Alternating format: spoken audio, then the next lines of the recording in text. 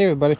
So it's air conditioning time because, well, I'm a spoiled brat and I like having AC. So I figure while it's all apart, I'm going to set up the AC. I basically bought the whole system except for, I want to say it's the evaporator? I don't know, the one inside the heater box. I didn't replace that. So the problem I had was this AC compressor is one, locked up, and two, all corroded on the outside. All the lines that were on there have some type of damage, or the ends are corroded, and it's easier just to start over fresh, if you ask me. So I got a new dryer goes on there. That line that comes over with what is in there, the orifice tube. The orifice tube is in that line. So this one that comes out here and runs behind here, I think the orifice tube is right inside there. So I got a new one of them. I had to buy this new line that goes to the front. I could not find that aftermarket. I had to buy that as a factory line because it wasn't aftermarket. They're about $100 for this guy here, because this was all corroded inside there on the little button, and it is what it is. So we got a new one of these. This one, if you're wondering, for that vehicle, part number is 550-56935. AD is on this. I think AB or AC was on the other one, but those last numbers are really just kind of like remakes, the new generations of them. So AD, AB, AC, I imagine they would work, because like I say, that last number is just how they update it. They change the last number. So this is the one with the orifice tube, and I believe it is right there where the crimped end is. I think it's orifice tube. So this is the suction line that runs off of the back of the compressor. So I just got a Four Seasons one, 56817. I also got a new pressure sensor. What was that? That one is 1711554. So that's a pressure sensor, because that doesn't come on the new line. What else did I get? So I got the dryer. I got the condenser as well. This one, you get different types. You've got ones with lower fittings. You got ones with upper fittings. I think they had upper straight and then upper curved. This, I looked on my 05. I threw this condenser away, so I don't know what it was. I'm pretty sure it's going to be the same as my other truck was. But the other one, so the middle or the bottom fitting was straight, and the top fitting was angled forward, or like at a 45. And they were the top mount ones. I think, like I say, I got bottom mount ones. I think those are probably for the gas engines, because obviously this was a gas engine, and the air compressor or conditioner lines ran along the front here, and it kind of, I think it was cut right there. So I imagine it probably came in as lower ones, or I don't know. I haven't looked at it. I haven't looked at a 1500, but I think the gas ones are lower and the diesel ones are upper. Don't quote me on that. Obviously, look at what you got, but I threw mine away, so I just went with what I still have. Anyway, so this system takes 6 ounces of oil. Obviously, it's an older system. I think PAG 46 is what they were saying is, or what I've read, works with it. This says use a PAG oil. It says SD7. I'll put this up so you can see it.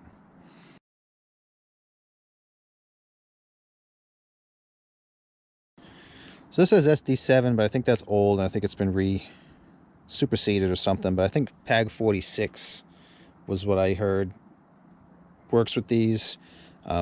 This came with PAG 100 in it, and also this was just a big kit that I bought off of Rock Auto. I think it was $3 something for it. Came with the condenser. You can get just the kit without the condenser too, but it came with oil and all the O-rings and stuff. So they send, this has PAG 100 with it. I believe the oil is just what the compressor is compatible with. I don't think it's something like the whole thing has to be that, because what I was reading in here was it was the compressor was compatible with the oil. So I think it's a compressor oil thing. So anyway, When you're replacing this, it says for the oil capacities, the complete AC system holds 6 ounces. This says. This is the 03 factory service manual. The accumulator holds 2, the condenser holds 1, and the evaporator holds 2. It says for the compressor, drain and measure the oil from the old compressor. And so you're going to take the old compressor, you can drain the oil out while you turn it to pump the oil out of it. You're going to measure that. So if you're replacing just a compressor, you're going to get the oil out of the compressor by, like I say, draining it and pumping it so it pumps all the oil out. And then you're going to replace the new compressor with that much oil. So the new compressors usually come with oil, so you'd have to drain the new compressor of its oil and put back in what was in the, not what was in the old compressor, but the amount that was in the old compressor. And then that's how you can replace that. So in this manual here, it states that from the factory, the oil is in the compressor only, and it's started and it's pumped around through the system from the compressor. So what the manual is saying is that you don't have to really put it everywhere, a little bit everywhere, spread it out. I know people say spread it out. I think I'm going to. I'll put a little bit in the condenser just so it's not like a big bunch there and then I gotta have it all kind of mixed through. I'm going to spread it out a little bit, but based upon the manual, if you're replacing the whole system and everything is new, it looks like, by what I read, you can just leave it in the compressor and it will pump it around, because that's what the factory does. But don't quote me on that, it's just what I read. So anyway, so there's that.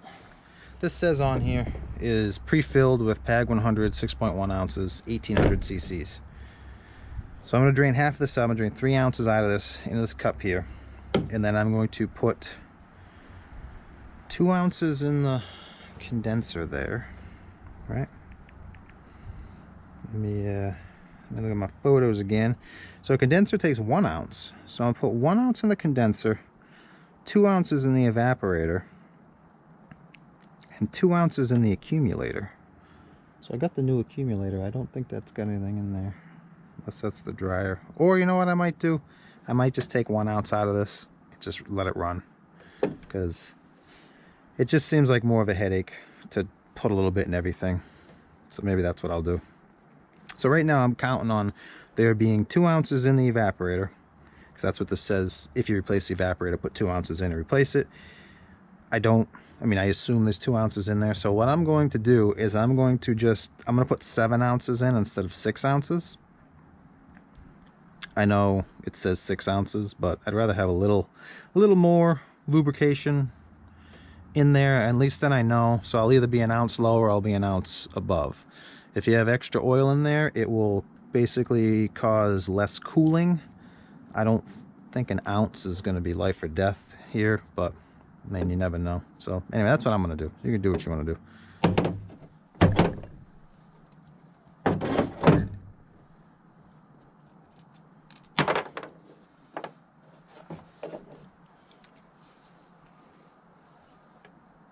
Yeah, it kind of works.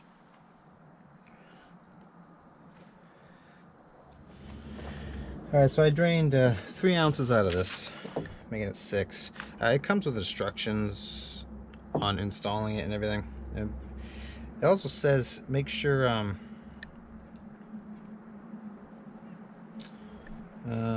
so refer to total oil and refrigerant charge, install half of the new oil into the new compressor, turn the compressor shaft 8 to 10 full rotations using a spanner wrench. This will ensure proper lubrication for the front seal and internal parts on initial startup. There should be 3 ounces in here, so it's half. So they say to rotate this 8 to 10 times. Hopefully it doesn't just pump the oil right out of this.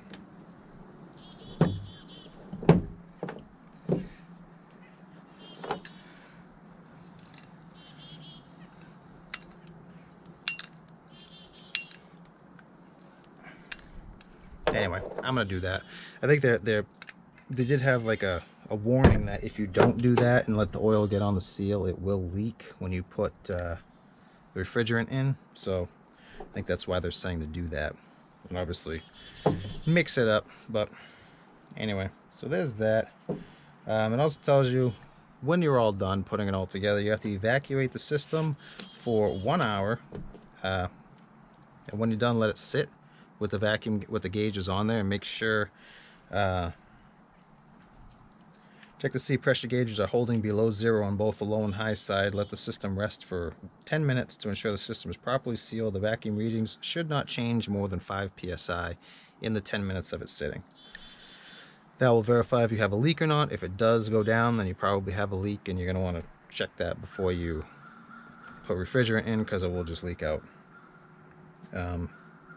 Install proper amount of refrigerant in the system. Let the gauges equalize. This will allow the refrigerant to spread the oil more evenly. So, anyway, they also say if you've had a major failure, flush the condenser. They say these cross-flow condensers that I have. So this is a cross-flow condenser. Say these are impossible to clean. Replace them if you have some type of failure with your compressor. Yeah, so as I say, so we got three ounces in here. I'm going to put 1 ounce in there, and I'm going to put 2 ounces, or 1 ounce actually. I'll put 1 ounce in there, 1 ounce in the accumulator dryer. That'll give me 7 total if I include the 2 that's supposedly in the evaporator. So I'm 1 ounce over what's supposed to be in there, and I'm okay with that. So like I say, do whichever you want to do. So to put the oil in here, I'm just going to pull this plug off before I put this on, and I'm just going to pour the oil in there, let it trickle down, and then it's in here.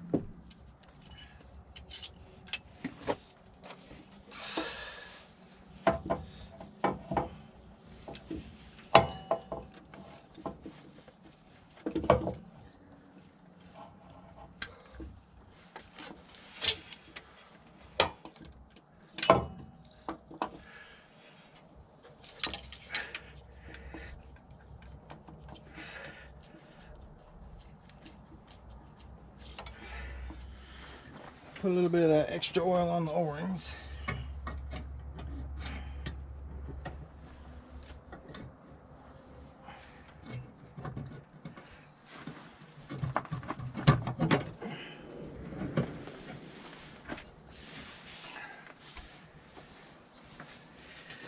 Huh. Doesn't look like it fits on there right. Should have expected it.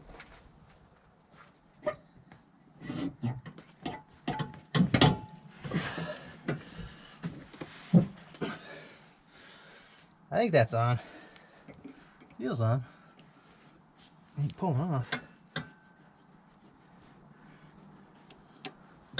Yeah, it must be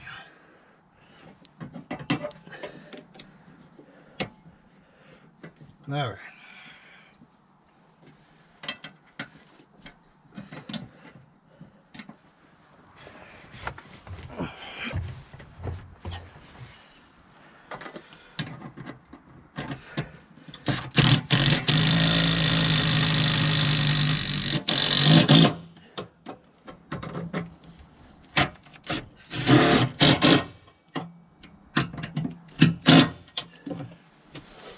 It is what it is. It's gonna have a little pull on it. It ain't perfect. I tried bending it a little bit better, but it's not. I don't know. I think the evaporator might be a little bent too. Whatever's. Probably got tugged or pulled or something when they removed it. Hopefully I don't have any problems. I mean, it's soldered. Those tubes go in and they're soldered right in there, so I think they're gonna have a little bit of a deflection ability, but whatever. This thing's only 20 bucks if I gotta buy a new one, but it doesn't, I don't know, it's not exact, it's aftermarket, so it's not bent exactly right, but it's not bent exactly wrong either. It's like it's closer to the diesel one, but the diesel one's like almost the same, but the bracket's the same on the diesel, and all this, it's aftermarket, so that's in there. So this guy goes in over here.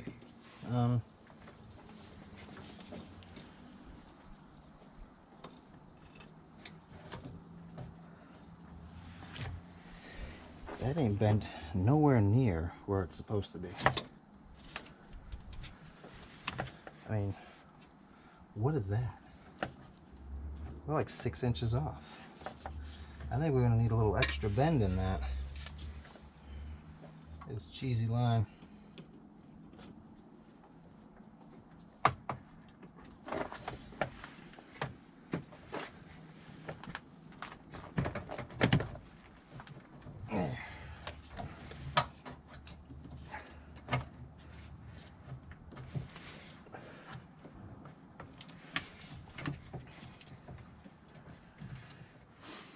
I guess I'll just save the original just in case.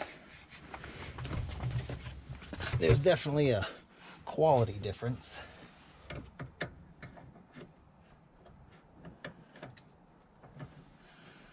There's that. That's on. I guess the next thing I'll do is put that manifold hose on the back of the compressor. One end plugs in up here, and then the other end's going to plug up. It's going to come into the condenser. And then I got to put the radiator and stuff in so I can put the condenser on. And then we got to plug in the line that goes to the extension of this up and into the condenser as well. And then that should be done. Plug some stuff in on the compressor. Away we go. Alright, so I got the line on the back of the compressor.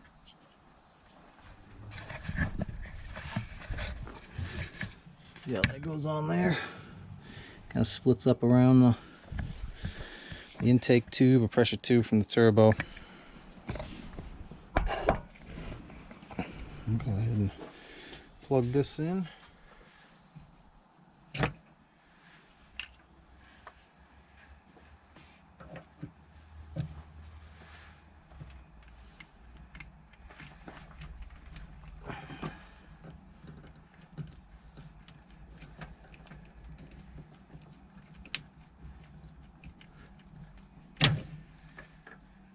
We gotta put a little more lubricant on that or something. That's a pretty tight fit.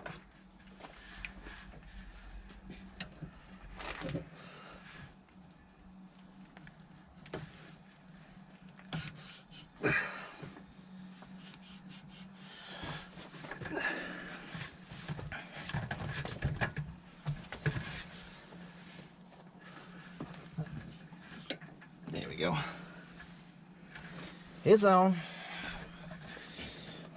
Alright, so I pulled these little caps off. Have these little plugs in there like that. I had one off. And these are the studs out of the old one.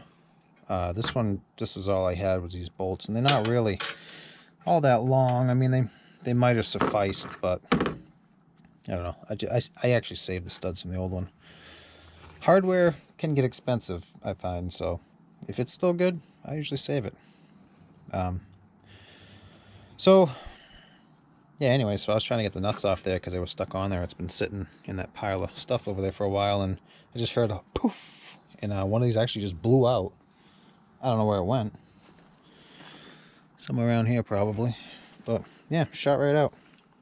Kind of weird. Guess it's under a little bit of pressure.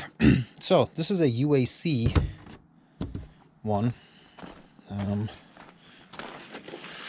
That is the number of it. Right there. Gotta tell you, kind of looks like a piece of crap. What do I know? It's got like little bubbles everywhere. Little tack welds, it's all that holds that on. Even over here, just little tack welds. Bubbling everywhere. See how long it lasts, I guess. So, I'm going to take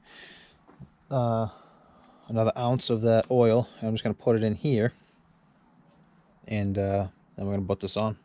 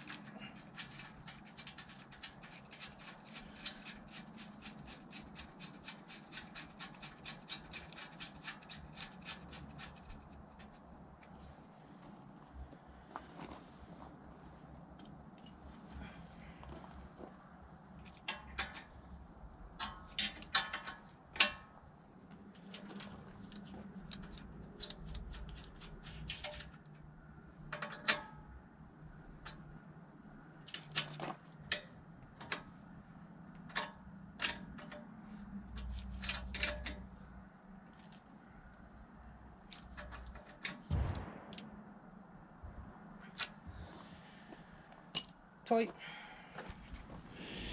So we got them plugged in. This guy here didn't want to go. It was too close to the intercooler there to get that on, but and you could see I got a couple of kinks. There's like a little bit of a kink there, a little bit there. Hoping it kind of relaxes a little bit. I mean, this line, this is actually a factory line that I bought. This was the one that I had to get. That's a, say, a factory line, and this was bent like straight here. It was actually right up against this, so it was like there was no way that was going to make that turn. So I just grabbed this bottom piece and kind of just twisted it like that to try to get a smoother arc in it. But there ain't too much more I can do with it unless I unhook this here and pull this whole thing over, which I don't think that's how. I'm pretty sure this is exactly how it was. I mean, it might have got bent too, I don't know. You could see that that's not straight up and down, or I don't know. But anyway, so it's in there, I guess. So yeah, there's that. So now I'll do this at some other time. I'm not doing it right now, but so you're gonna hold this under a vacuum, hook your gauges up, put it under a vacuum for an hour to evacuate the air and the moisture out of it. When you put it on under a vacuum, it causes the water to boil at a lower temperature. So I think you can actually, when you get it a vacuum that's low, it will cause the water to boil at room temperature. So it boils off the water vapor, and then it removes it, and then you can fill it with Freon. So total, this system takes 6 ounces of oil. I put theoretically 7 in there just because the evaporator, I believe, holds 2 ounces, is what the book says. If you replace it, put 2 ounces in. So I got a little bit extra, but I mean, some spills here or there. I don't think it's going to be a huge problem because an ounce is actually a really very small amount. So it's up to you. Do what you want. But anyway, so that's in, and I'm done for today. I've been out here quite a while. So hope that can help somebody. Thanks for watching.